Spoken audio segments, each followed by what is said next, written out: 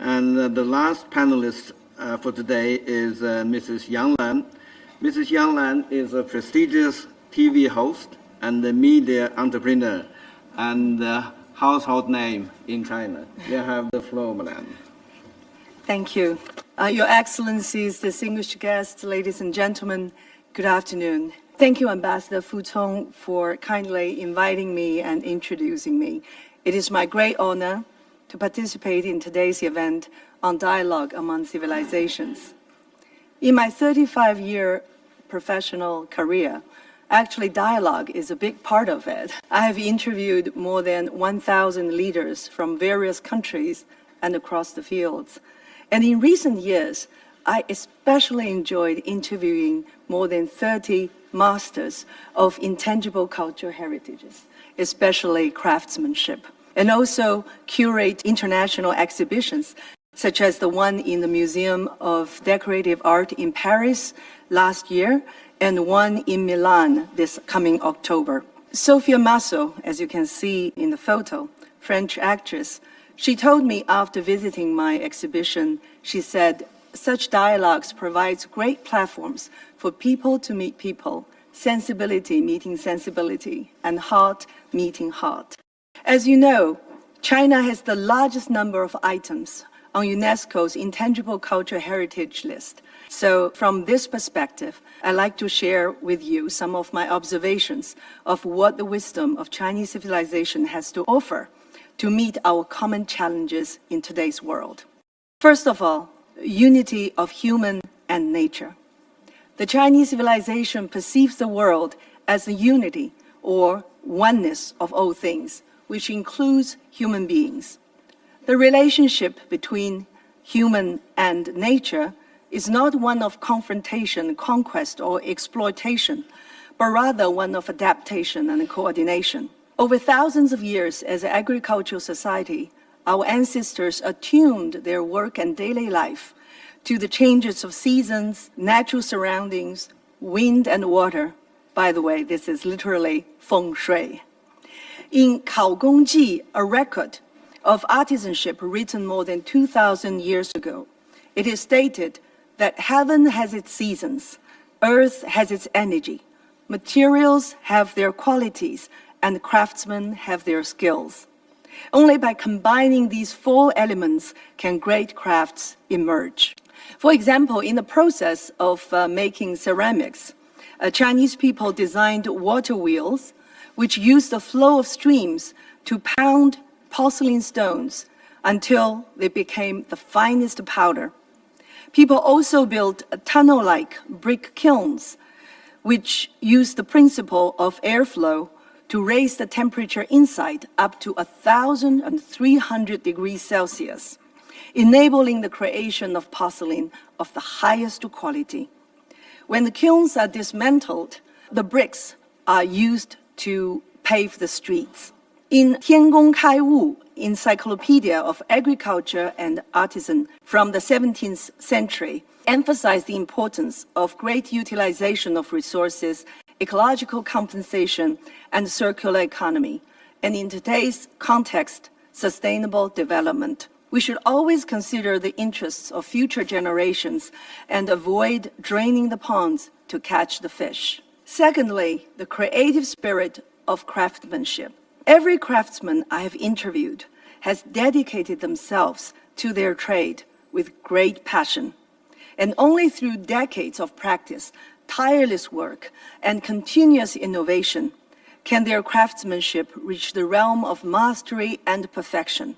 As an example, embroiders from Suzhou, they can divide a single silk thread into 128 parts to depict the tails of goldfish, the whiskers of kittens, and the sparkles in the eyes of young girls. You can try that when you get home today. Actually, I succeeded in that. While creating, craftsmen also attach great importance to the cultivation of their inner selves and the improvement of moral character. As a master of lacquerware once said to me, we polish the lacquer and the lacquer also polishes us. They believe that each artifact should carry the Tao, the ultimate truth and the beauty of the universe. when they pass down from generation to generation, it's not only skills, but their pursuit of spiritual excellence. Thirdly, people-oriented thinking. China's people-oriented thinking does not center around human desires, but rather it emphasizes human dignity, value, and the relationship between people. We take filial piety, fraternal respect, loyalty, and trustworthiness as important ethical criteria for family and social relationships. Confucius said, "The benevolent loves others." Mencius Mengzi said, "Treat the elders of others as your own, and treat the children of others as your own," which reflects a set of communal ethics. This set of ethics is embodied in our tea culture, which serves as a medium for expressing respect for the elders, as well as friendship among peers. Tea ceremonies attach great importance to the virtue of modesty, harmony, propriety, and respect. And tea houses are often places where community public affairs are being discussed and where disputes are resolved peacefully. People-oriented thinking also emphasizes that technology should serve people. In today's world, technologies such as AI bring paradigm shifts, but we should always bear in mind that technologies may determine the speed at which we run, but our humanity and compassion should decide the direction in which we run. Fourthly, harmony without uniformity, or harmony with diversity. In Tao Te Ching, the original work by Lao Tzu more than 2,000 years ago, it is said that all things carry in and embrace yang, and through the collision of qi, they achieve harmony.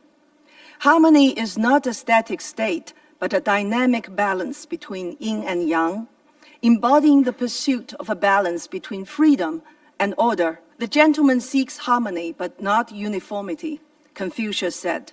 An important reason why Chinese civilization has been passed down continuously through 5,000 years is related to this system's openness to different ideas and ways of living. For example, Confucianism and Taoism, which originated in China, has been integrated with Buddhism, external culture. On many artifacts, I found such stories of representatives of these three schools of philosophies greeting each other and conducting a dialogue. And also you can see the culture of Han ethnic group has embraced the cultures of various ethnic groups, forming a cultural ecology in which each beauty is appreciated and all beauties coexist. This cultural inclusivity of harmony with diversity is of great value to promote international dialogues and global cooperation in today's world, which is troubled by political polarization, social fragmentation, and the geopolitical confrontations. Finally, I would like to talk about the attitudes towards change, which may sometimes cause fear and anxiety. China's I Ching, the Book of Changes, inspires us with the wisdom of not fearing change, but rather adapting to it, embracing it, and also be the change. When the situation is desperate, there must be change. When there's change, there will be opportunities of progress. When there's progress, there will be long-term stability. So as the international community, let's face the uncertainties. Let's face the changes altogether. United by a shared future, the international community could act like a resilient bamboo forest, its roots closely connected and its branches greeting the storms, jointly holding up the sky. Thank you. Thank you, Ms. Yang, for your excellent presentation and for your brief but in-depth elucidation of the Chinese culture. I thank you for that. And we hope that that will come in handy in our negotiation at the United Nations.